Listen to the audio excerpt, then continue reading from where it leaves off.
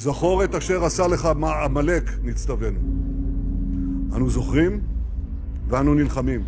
It's an entire nation out there that is responsible.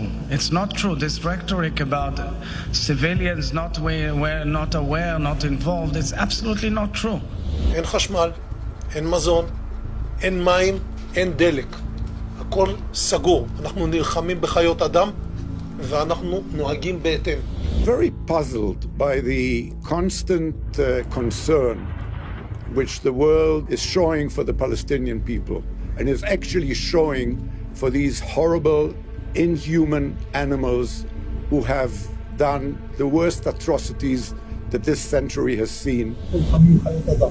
עזה לא תחזור להיות מה שהייתה וחמאס לא יהיה. חסל את הכל.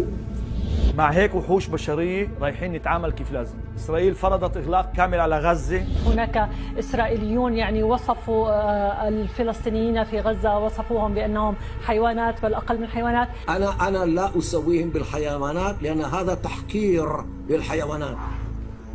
هذا رأيك دكتور مردخاي؟ نعم هذا رأيي. תכסחו אותם כמה שיותר, שלא נשים מהם זכר. שלא הם, לא אמא שלהם, לא הילדה שלהם, לא התינוקות שלהם. אסור להם לחיות לחיות האלה. יש לך שכן ערבי, אתה לא תחכה שהוא יבוא אליך הביתה. תיכנס אליו הביתה ותירה.